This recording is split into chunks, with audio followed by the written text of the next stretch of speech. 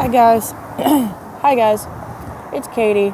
I'm trying to make a really quick video about something that I have seen or witnessed. I don't know how to say it. This is going to be a depressing video.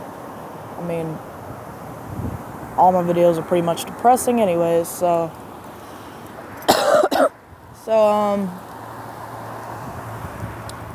if you hear hissing, that's the wind because it's fucking windy right now. Also, I'm right next to traffic. Again. Anyways, today is Friday the 20-something.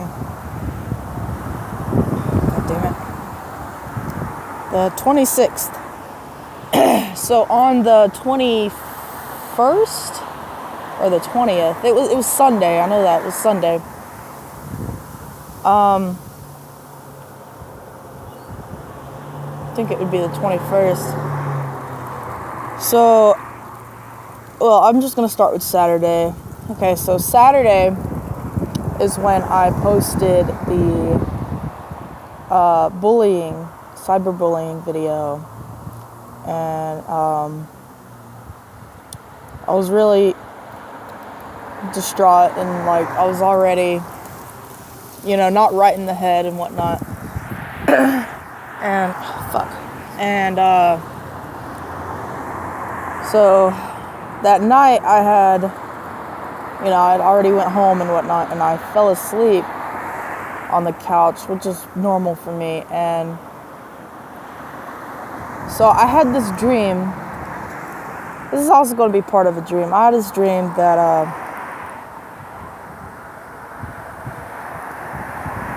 technically I've had this dream twice, but it was different each time.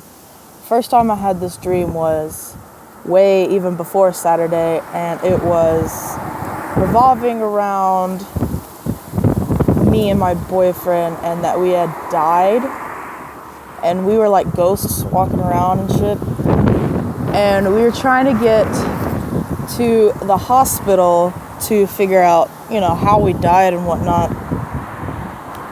I'll make a different video talking about that dream, like in detail. But the main part of that is we ended up finding the hospital. We ended up going into like the file room, or where the files are kept or whatnot.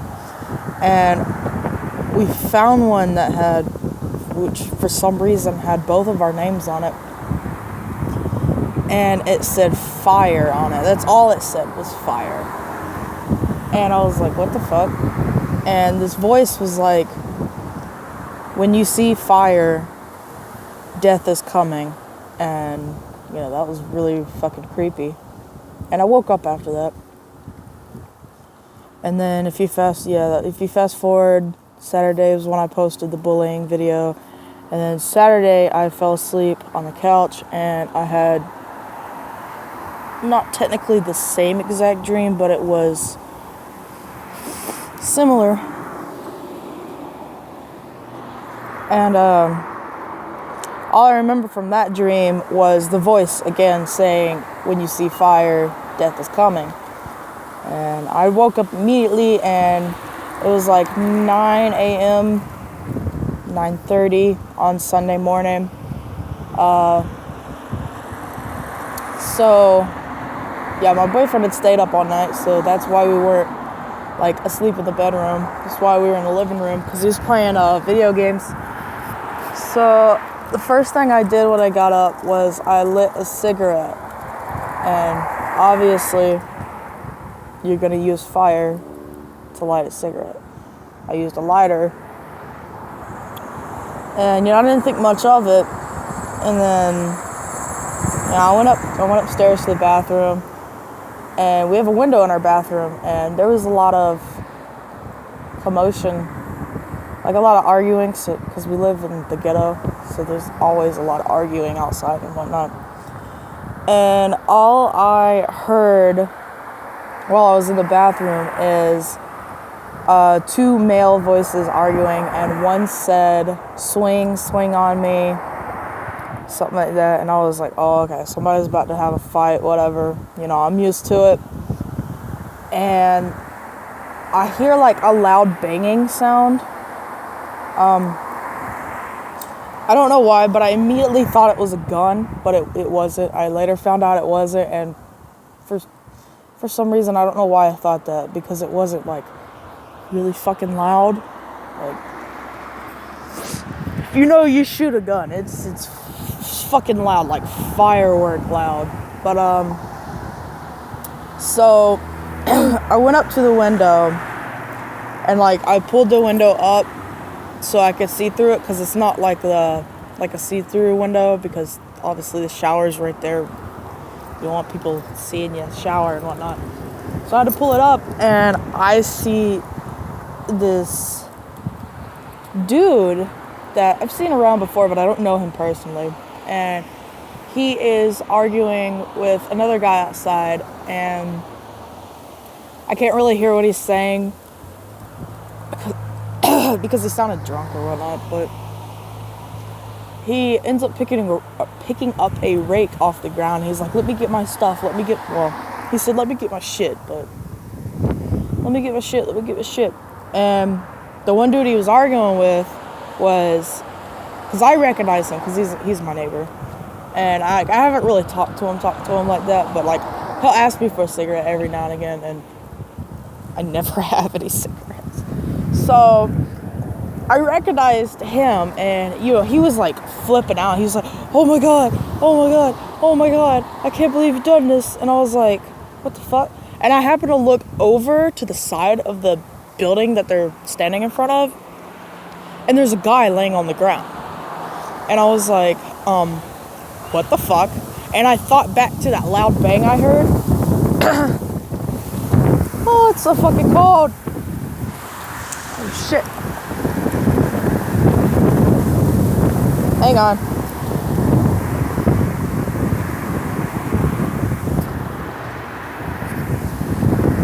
Check what time it is. Okay, I still got time. Anyways, so, you know, he was laying on the ground. He was like twitching, like he was trying to, oh god, I've been really hesitant to make this video, but it's just, oh lord. So he like moved his leg, the guy that was on the ground, he like moved his leg like he was trying to get up, and like he couldn't get up, and I didn't understand what was going on. And the guy with the rake, he like booked it out of there, and I just felt really uneasy. And there was one of our other neighbors, his name is Landon. He ended up walking out of his apartment, and he apparently knew the dude that was on the ground. I didn't at first I didn't know any of these people's names. This is how I found out these people's names. I actually am friends with him now.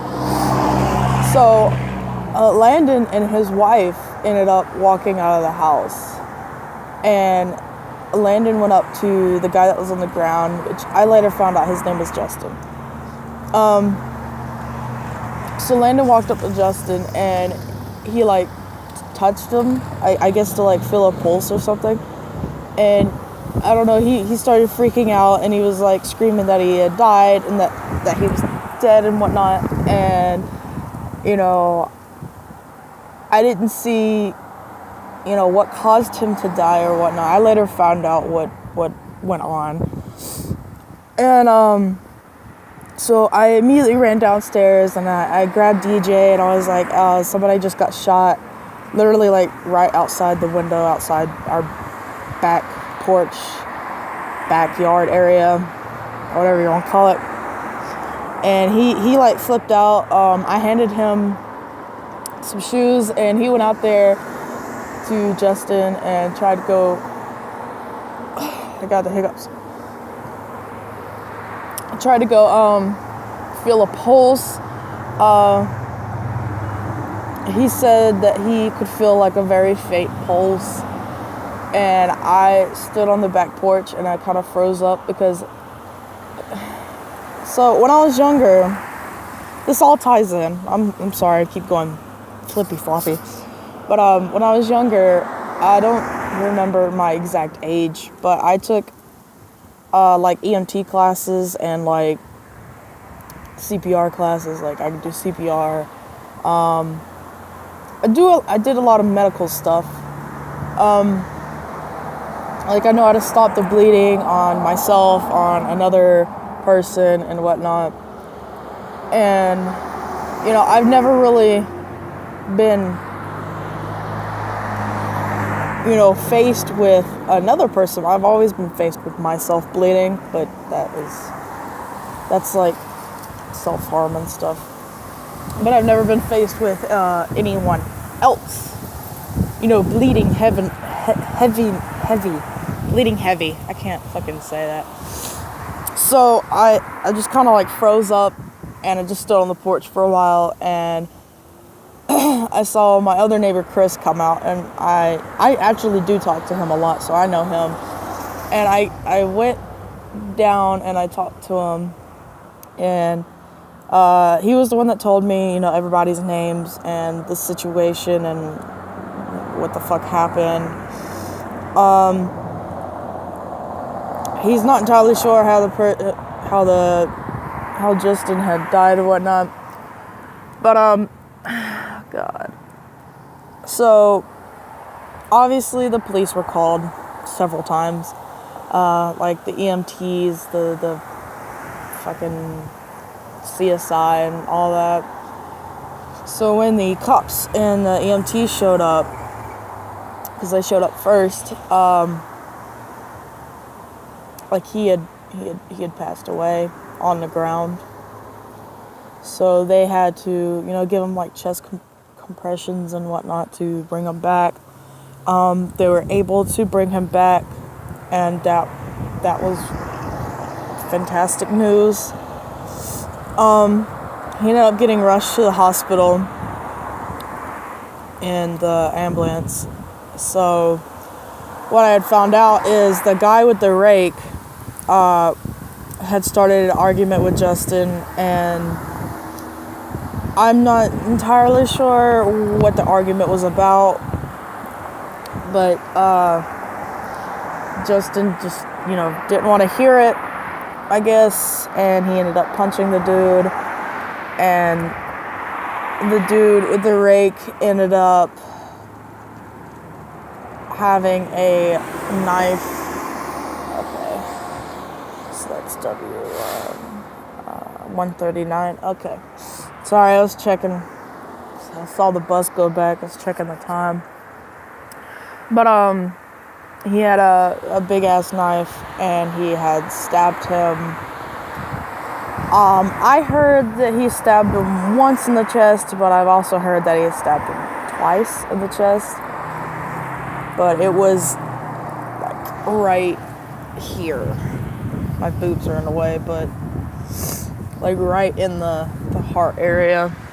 And you know, I had freaked out because, you know, I thought back to all those classes I took, and I just feel bad because I just couldn't do anything. I was so shocked, I guess.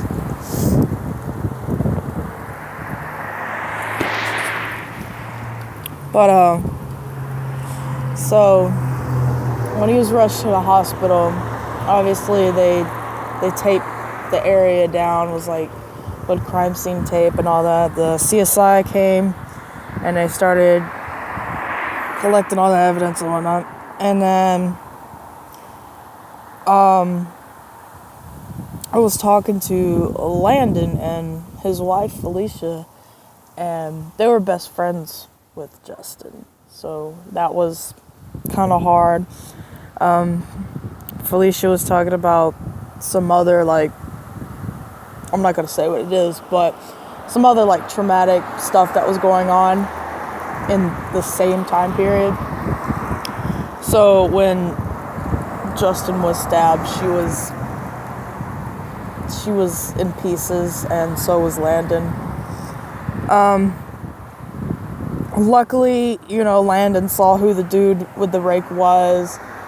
So did the other neighbor that was freaking out saying, "Oh my God, I can't believe you done this."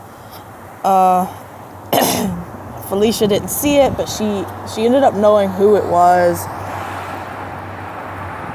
But I ended up talking to them, and they were in pieces, and they were telling me that they're the type of people that don't really come out of the house, which is just fine. I don't ever really come out the house unless I have to go somewhere. But they said the only reason Justin was outside that day was to go get them cigarettes from like down the street, or trying to get money to get cigarettes or something like that. And I asked them what did they smoke, and they just said full flavor, like anything. So I was already on my way to get cigarettes. So I ended up getting 2 packs for me and DJ, and then I ended up getting a full flavor pack because me and DJ smoked menthol, and I ended up getting a full flavor pack for Felicia and Landon. And when I came back to the apartments, I knocked on her door. I found out which one they lived in, and I knocked on the door, and I waited for a minute. When she answered the door, I gave her the cigarettes, and she told me some more about, the guy with the rake. Like, I later found out his name as well. His name was like something really weird, like Cecil or something. Cecil. I don't know how to fucking pronounce it, but he ended up getting caught, which was great news. I hope he rots in prison. But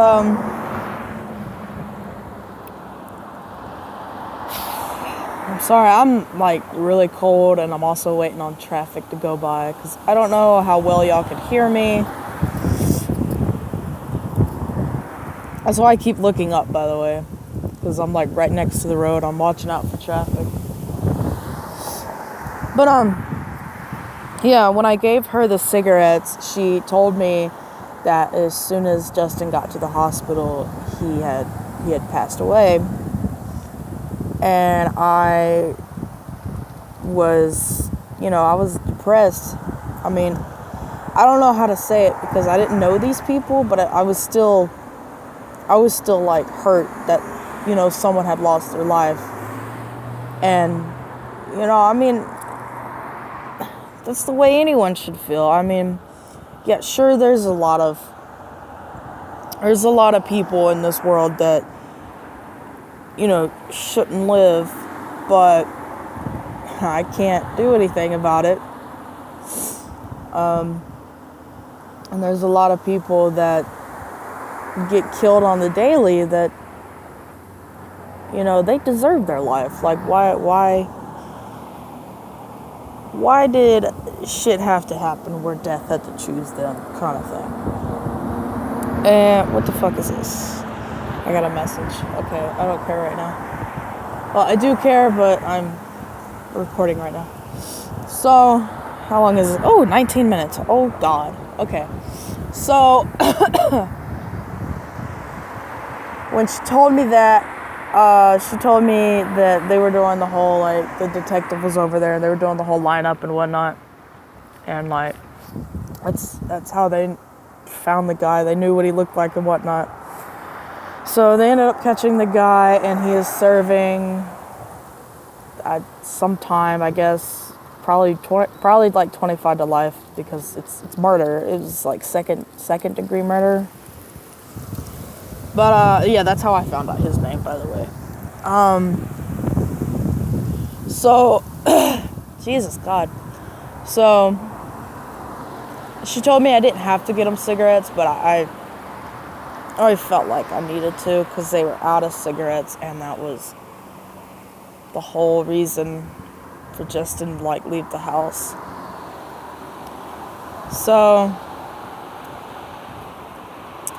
the moral of this event is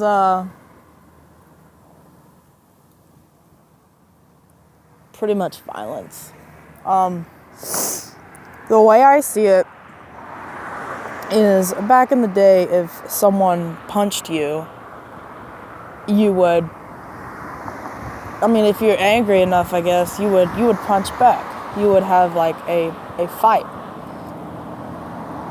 But what this guy did is he got punched and he decided to bring out what I heard was a huge ass knife and stab this dude. And I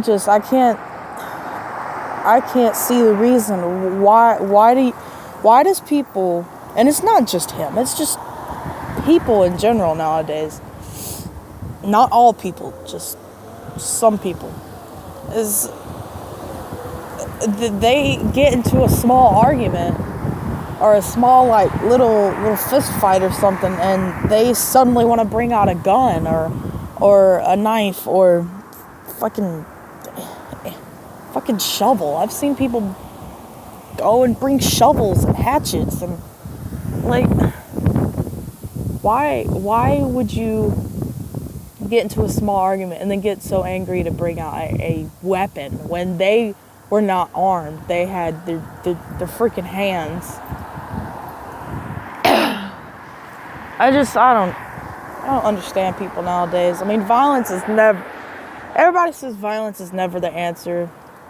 I do believe that the violence is never the answer, but I also give leeway when it's specific situations. And there's a lot of fucking traffic. Like, for example,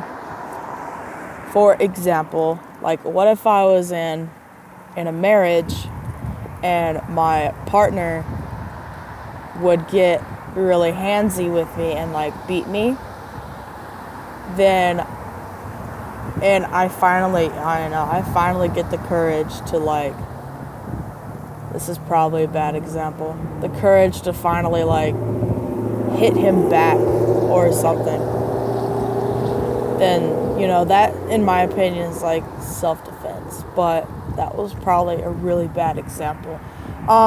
Okay. Let me try to think of another example. Alright. So, okay. It's another marriage one, sort of. So, for example, if I was married and me and my partner had kids, and my partner got drunk and was wanting to hit one of the kids. When I was younger, I was beat, so what I did is I just kind of sat there and took it for a while, and I was just like, oh my god, I don't know what to fucking do, kind of thing. But my mom would always step in and like move into the way. I mean, she wouldn't get hit or nothing, but she'd like protect me and like tell my stepdad to go to fuck on and whatnot. So an example is having, like, if my partner wanted to hit my kid, I like step in the way and whatnot. I don't know. I'm really bad at giving examples. But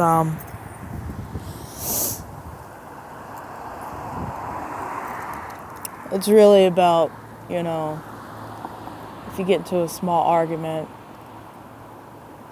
then don't bring out a gun and shoot someone. Don't bring out a knife and stab someone. Like, there's no point to it. And if that person you shot or stabbed dies, and obviously people's gonna find out, then you wasted your life. And if you get caught and you go to prison, you wasted your life over a small argument that could have been settled with probably just a small fight, or just, talking it out or whatever. But you had to pull out a weapon and fucking hurt someone really badly to the point that they had died.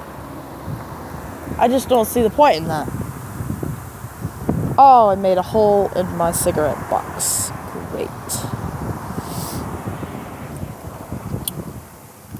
Yeah, I really don't see the point in it. But I am gonna head to therapy because I think, oh shit, yeah, I have like 5 minutes. So I'm gonna sign off here. I'm gonna probably do that dream nightmare thing. I don't know if I'm gonna film it today or if I'm just going to film it later. It really depends.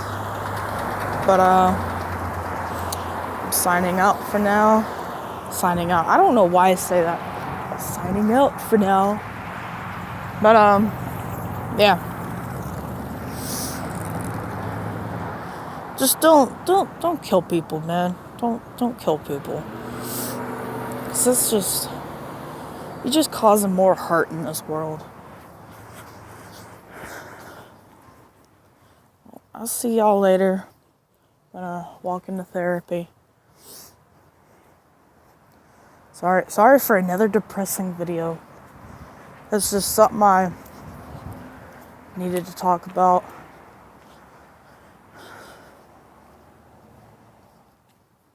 Bye, guys.